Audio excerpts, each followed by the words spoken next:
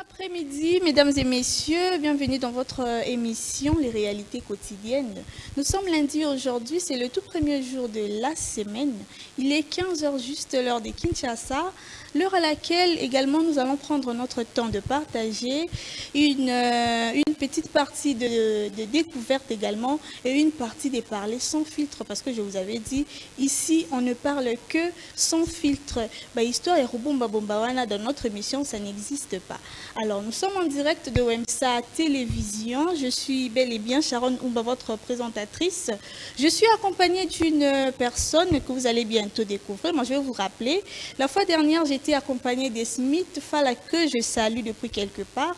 On avait eu le temps de parler d'un sujet qui concerne l'université. Et aujourd'hui, nous allons continuer ces mêmes sujets, bien que nous allons plus marteler sur l'université. Nous allons également mélanger le côté école pour que nous puissions trouver des solutions parce que ces deux côtés dérangent la population. Bien évidemment, je suis accompagnée de monsieur Carlos Kassonga, que j'ai dit bonjour monsieur. Bonjour madame la journaliste. Comment vous allez? Bonjour à tous les spectateurs. Très bien. Oui, ça va, merci. Vous allez bien? Oui, on tient les coups madame. Très en forme? Très en forme.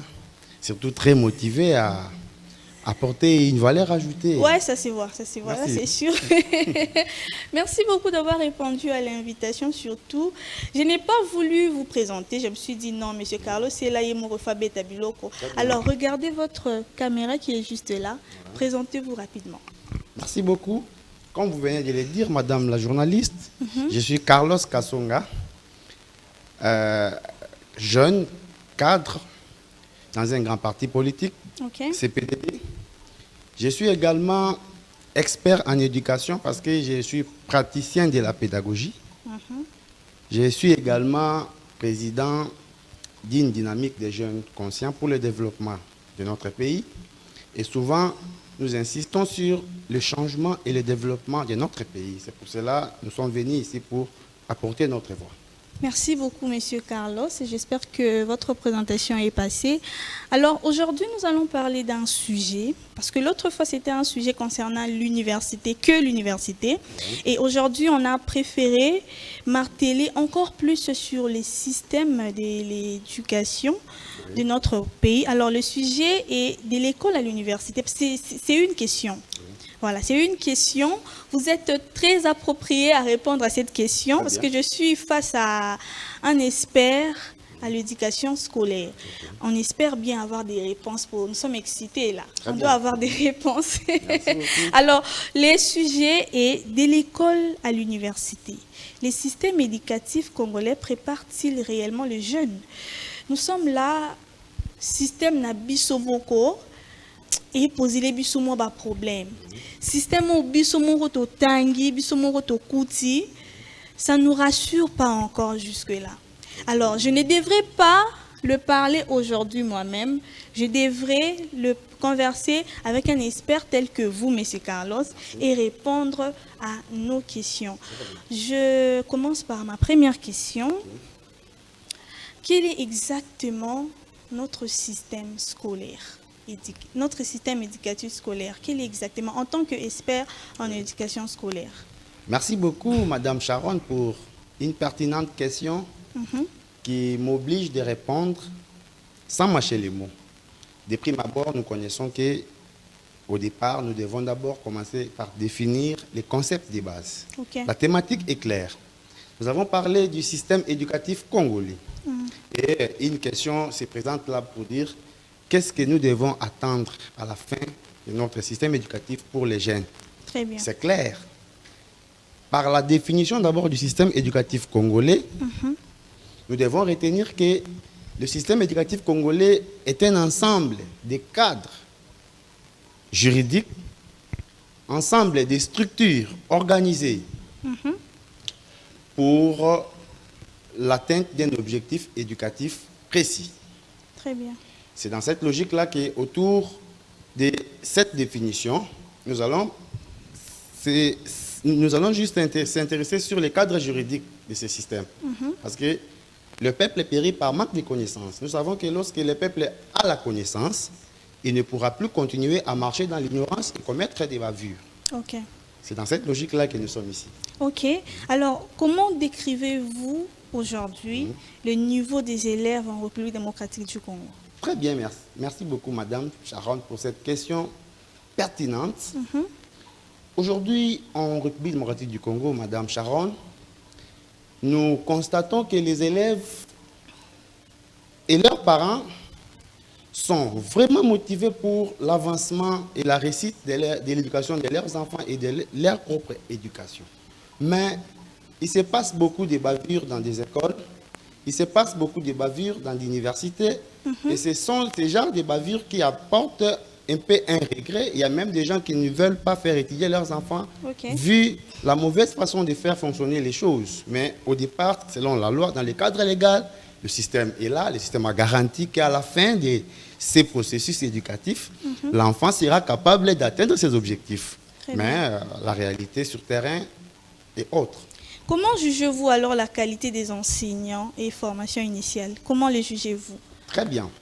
D'ailleurs, comme je venais de parler du cadre juridique du système éducatif, je vais préciser ici que nous avons une loi fondamentale de l'enseignement qui est appelée la loi cadre de l'enseignement national. La loi numéro 14/004 nous précise les 10 réformes que le système éducatif avait déjà prévues au départ pour garantir la réussite et la qualité de l'enseignement et même du personnel. Il y a là-dessus la rubrique prévue pour la formation du personnel.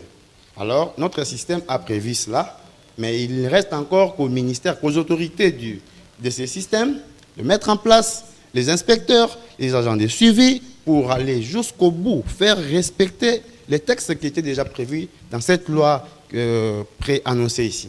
Ok, en regardant vous-même, comment est-ce que notre système éducatif est en train de marcher? De vous-même, selon vous.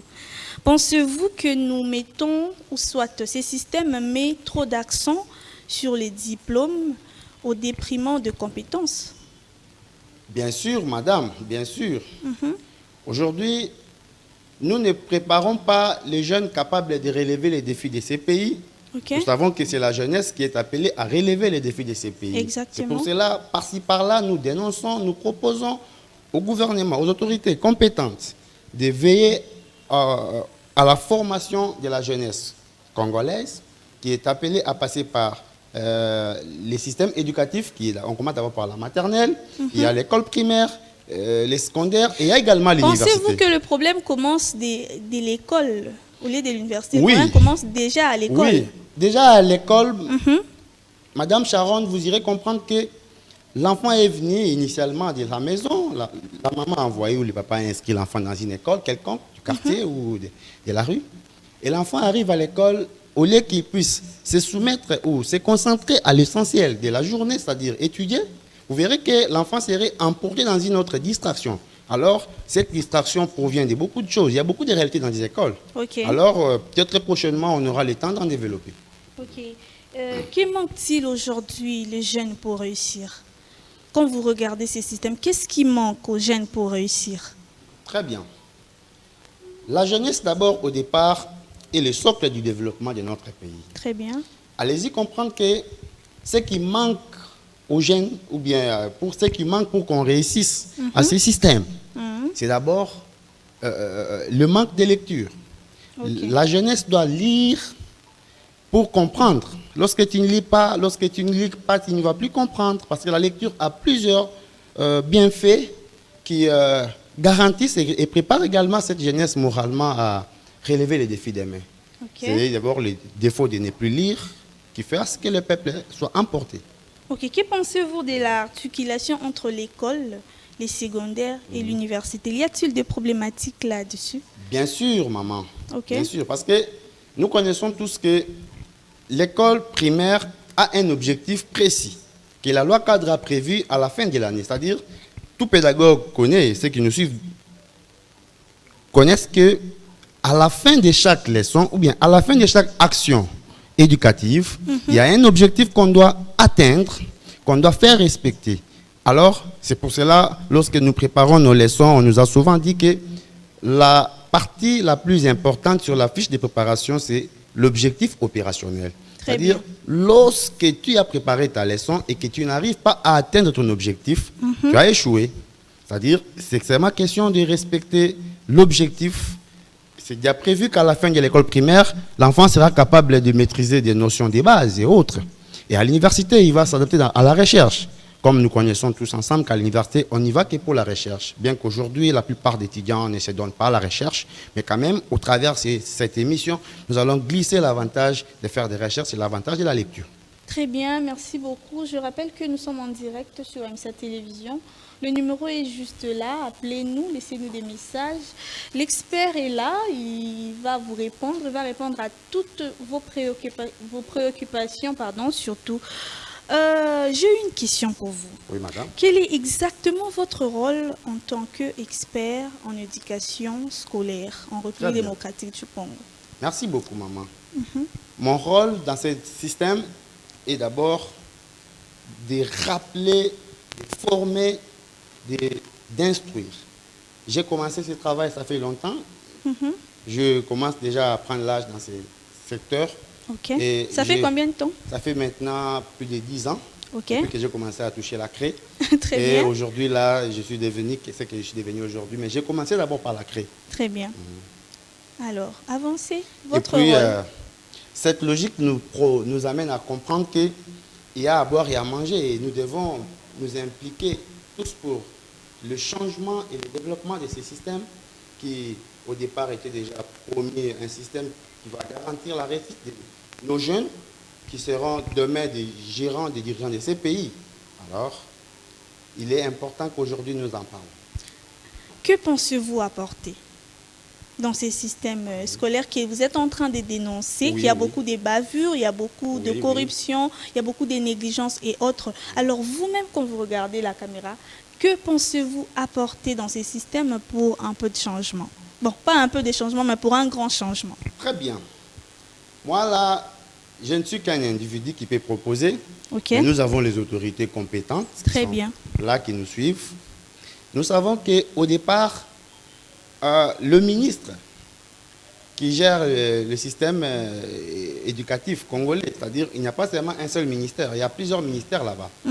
Alors tous ces ministres-là ont prévu des lois nécessaires, des plans, des stratégies qui doivent être réellement mises en place et appliquées dans des écoles pour que cet objectif soit atteint. Malheureusement, nous ne constatons pas qu'il y a un contrôle rigoureux de l'État, c'est-à-dire avec sa structure inspectorale, il y a les inspecteurs qui sont là, il y a les gouverneurs également qui doivent s'impliquer dans ça, c'est-à-dire le gouvernorat qui envoyera peut-être ses agents en cas de violation de la loi préannoncée ici, la loi globale de l'enseignement qui est la loi 4 de l'enseignement.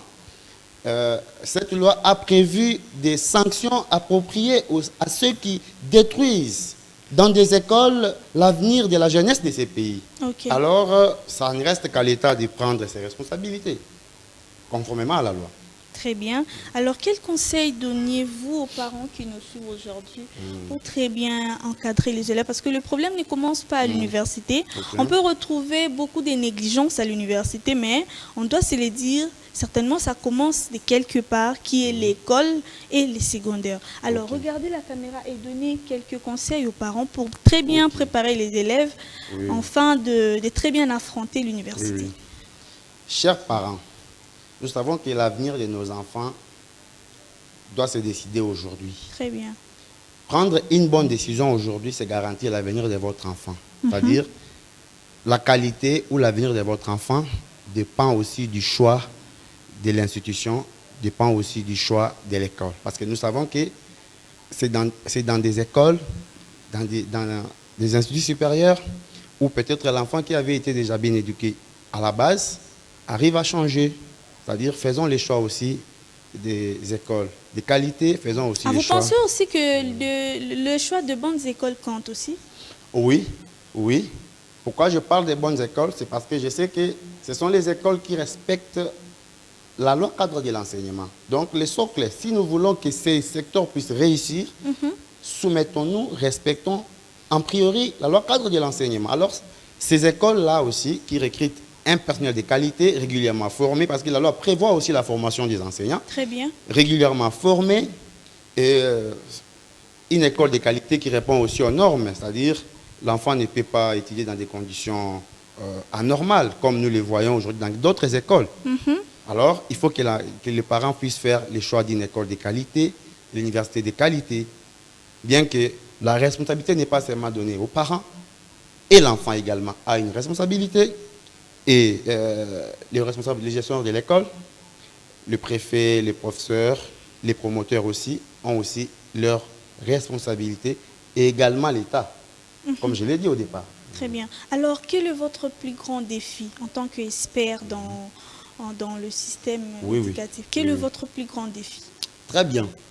Si je pourrais ici dire un seul défi, c'est peut-être les gens qui nous suivent diront que j'ai menti. Ok, il y en a plusieurs. Il y en a plusieurs. Ok, mais par le truchement de cette émission, je vais quand même glisser quelques défis.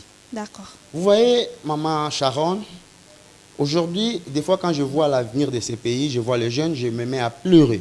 Pourquoi je pleure? C'est parce que la plupart des jeunes, au lieu de se concentrer à l'essentiel, c'est-à-dire aller étudier, lire, ils sont trop concentrés à autre chose. Vous verrez qu'un enfant qui est venu à l'école pour étudier, et une fois que l'enfant arrive à l'école, il se trouve devant un professeur qui n'a pas préparé sa leçon. Imagine, tu n'as pas bien préparé ta leçon et tu es devant l'enfant d'autrui qui est venu apprendre pour l'avenir de ce pays. Le problème aussi, ce sont les professeurs. Mais vous voyez, un professeur qui est là, sans préparation, il commence à raconter sa vie privée. J'étais en Chine, j'étais partout. Est-ce que ça concerne ces élèves-là? Ils aussi sont venus pour chercher leur vie. Alors, et les professeurs ont une part de responsabilité. Ils doivent aussi être bien formés par les autorités compétentes. Il y a aussi les parents qui doivent suivre de près leurs enfants. Vous voyez, au lieu que l'enfant lise à la maison, l'enfant est trop concentré au téléphone. Moi, des fois, je ne suis pas contre la modernisation, mais je veux que l'enfant ait le temps de toucher le téléphone et qu'il ait aussi le temps de lire. Exactement. À moins que le téléphone soit là pour l'aider à lire et à faire des recherches scientifiques. Mais malheureusement, nous constatons que les enfants ne lisent pas. Mais ce qui concerne les réseaux sociaux et autres, ils sont très forts. Ils peuvent défendre même un artiste qu'ils ne connaissent même pas. Voilà. Oui. Donc, pensez-vous aussi que la rigueur a diminué dans les écoles? Ce qui pousse peut-être les élèves à la négligence et tout ça? Nous savons tous qu'il y a des détracteurs de l'enseignement aujourd'hui là en RDC. Et cette façon de faire les choses réduit un peu la rigueur. Imagine par exemple un enfant qui est appelé à décrocher son diplôme d'État, maman Sharon. Arrivé les jours de l'examen d'État, on lui dit on va te proposer des réponses pour que tu ailles répondre à l'examen d'État. Est-ce que moralement, cet enfant qu'est-ce que cet enfant aura dans sa tête? Qu'est-ce qu'on a préparé dans la tête de cet enfant pour son avenir? La corruption, carrément. La corruption, et puis à l'université, l'enfant fera autre chose. Parce qu'il n'a pas été bien préparé au départ. Ça fait partie des défis. Alors, nous devons veiller à ce que l'État puisse prendre ses responsabilités. Envoyer les inspecteurs dans des écoles, braquer, pour dire qu'il y a excusez-moi, monsieur Carlos, vous avez soulevé un point d'envoyer les inspecteurs dans les écoles, mais n'oubliez pas aussi qu'il y a des inspecteurs corrompus. Bien sûr, c'est-à-dire, ce niveau de corruption, ce n'est pas seulement au niveau des écoles, c'est même à l'université et par-ci par-là. Or, un enfant qui était venu à l'université pour apprendre, comme avec notre système LMD, nous avons là-bas licence, master et doctorat et autres. Un enfant qui est venu pour venir apprendre, mais il se retrouve devant un assistant, un professeur qui l'oblige de corrompre. Alors, c'est très capital de pouvoir modifier cette façon de faire les choses pour que demain nous puissions former des jeunes, des élites de demain capables de relever les défis et de gérer ces pays. Alors, ces systèmes éducatifs scolaires congolais ne préparent pas vraiment, si on peut le dire, ne prépare pas vraiment les élèves ou les étudiants à affronter la vie professionnelle après. Non, si nous dirons ne prépare pas vraiment, nous serons contre même ceux qui avaient élaboré la loi. Selon la loi cadre de l'enseignement, c'était prévu que ce système réponde à 100%. Parce que tous ceux qui ont été formés par ce système, qui ont suivi avec rigueur les enseignements, et ils sont arrivés à atteindre leur objectif. Ça ne reste qu'à l'État de braquer, de descendre dans des écoles appliquer la loi, parce que la loi cadre a même prévu des sanctions contre tous ceux qui détruisent ce système. Et c'est pour cela, au départ, je vous ai dit qu'il faudrait que l'État travaille même avec les gouverneurs, pour que les gouverneurs, les inspecteurs, les ministères puissent doter ces secteurs des inspecteurs, les agents de l'État qui viendront interdire ou bien empêcher ces gens qui détruisent le système éducatif congolais. Très bien. Alors ça, c'est votre question. Si vous aviez 3 priorités à mettre en œuvre dans 5 prochaines années, quelles seraient-elles? Je vous laisse les temps. Merci beaucoup, maman. Je sais que les priorités sont tellement nombreuses. Ok. Nous savons que la première est d'abord la formation des enseignants.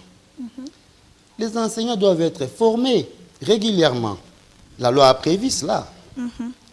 Former les enseignants, former également les promoteurs, ceux qui sont appelés à contrôler ces enseignants, doivent aussi être formés. On doit aussi garantir un apprentissage, c'est-à-dire les choix des écoles aussi, comme je l'ai dit en passant ici. Très bien. Choisir des bonnes écoles, faire à ce que nos enfants étudient dans de bonnes conditions. Et comme le temps aussi n'est pas garanti ici, on sait que prochainement, nous serons là pour vomir encore d'autres priorités, mais nous savons que la première et l'essentiel est d'abord la formation du personnel congolais, parce que cela fait partie aussi de la finalité du système éducatif. Combien de temps pensez-vous que cela peut prendre? Si on Oui, devrait la changer formation n'a plus de limites. Très bien. On se forme chaque jour. C'est-à-dire, nous devons habituer nos enseignants à la formation. Très bien. D'ailleurs, il y a aujourd'hui à l'université, on nous initie à la recherche.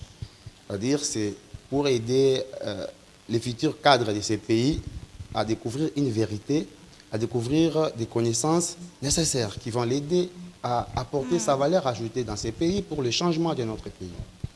Très bien. Le seul secret, c'est seulement lire pour comprendre ce que nous ferons demain. Très bien. Alors, nous avançons déjà vers la fin. La régie nous signale. Nous avançons déjà vers la fin. Alors, qu'est-ce que vous aimeriez changer? Si aujourd'hui on vous laisse les temps ou on vous met devant une autorité compétente, parce que je suis sûre qu'ils sont en train de nous suivre, si toutes les personnes qui nous suivent là, donnez-nous 5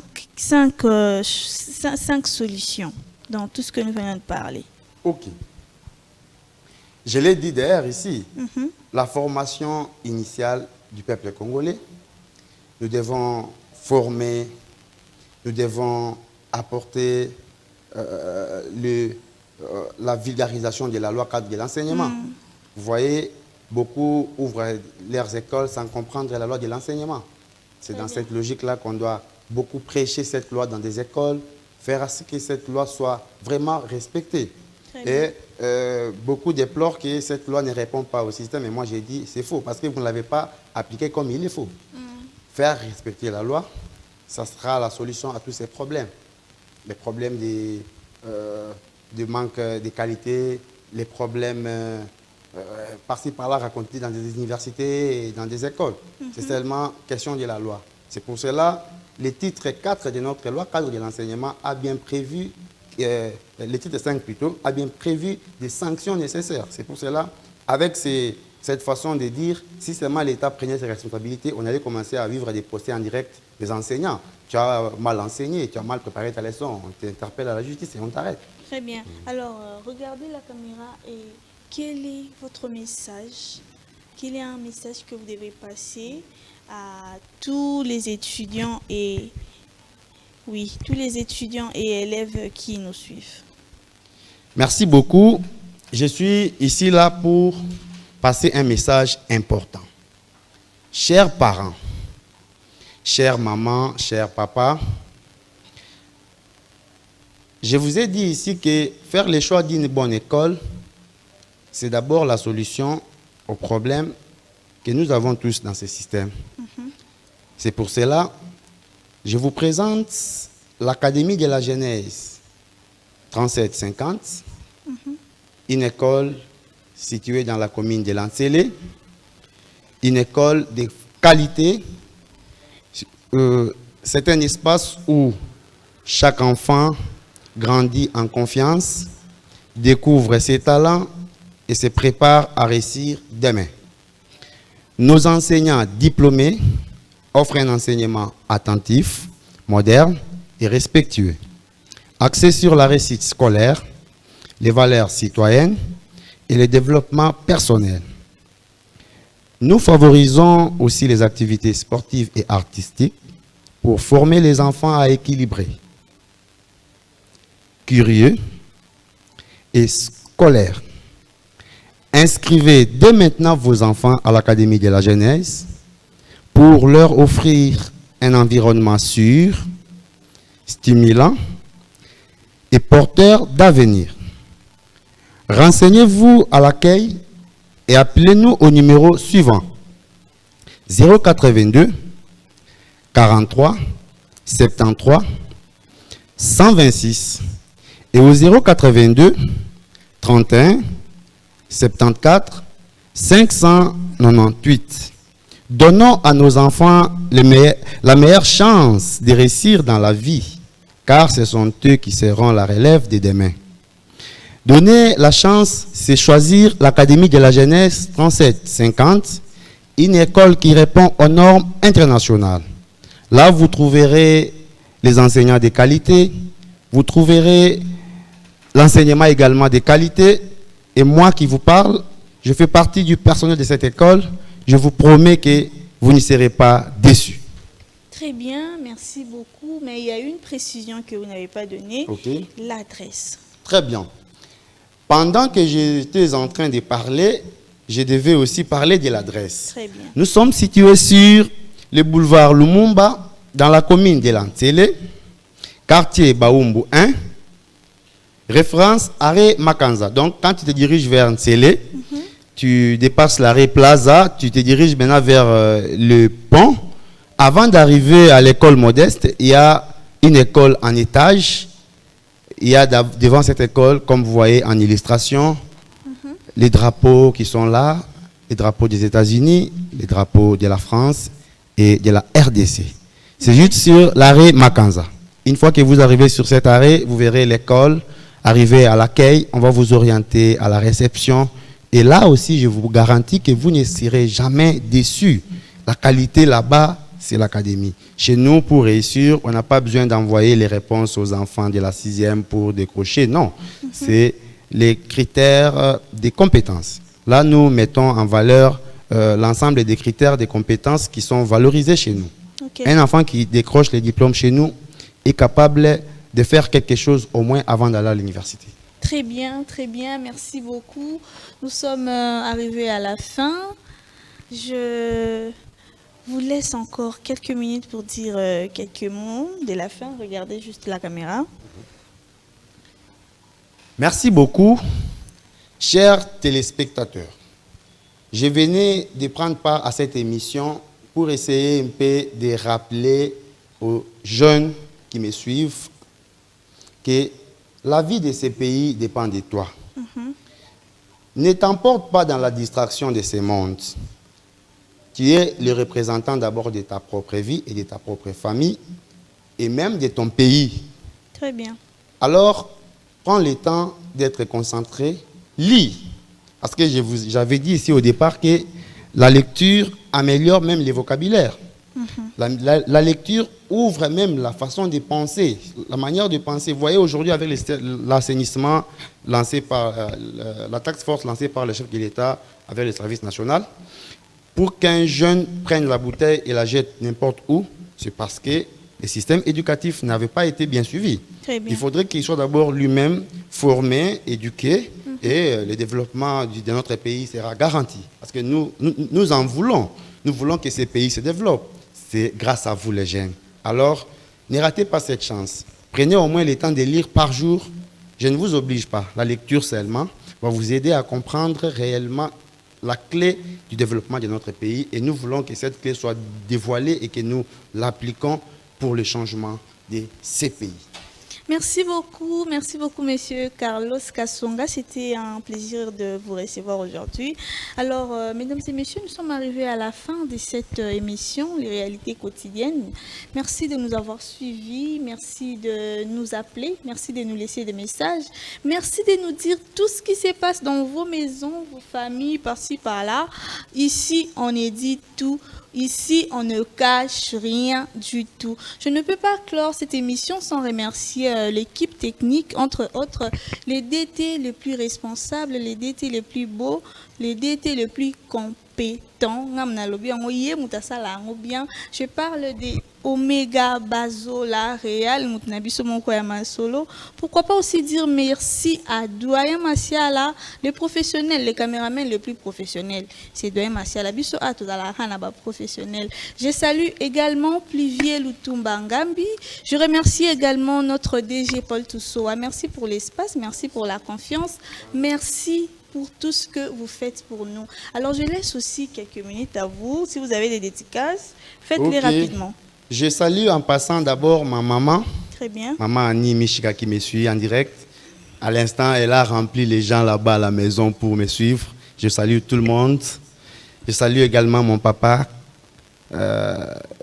l'homologue du fils, c'est-à-dire Kassonga Carlos, l'homo de son père. Je salue également mes enfants, je salue également tous les professeurs de l'Académie de la jeunesse 3750 qui me suivent et les parents également. Faites-nous confiance, vous ne serez jamais déçus. Merci beaucoup. Moi aussi, je dois dire merci, je dois dire bonjour à ma maman, Angèle Kyungu. Maman, merci pour l'éducation. À mes soeurs, à mes frères, à mes nièces, à mes enfants. En tout cas, je vous aime beaucoup. Restez branchés sur MSA Télévision, restez branchés avec nous. On se retrouve les lundis prochains. Au revoir.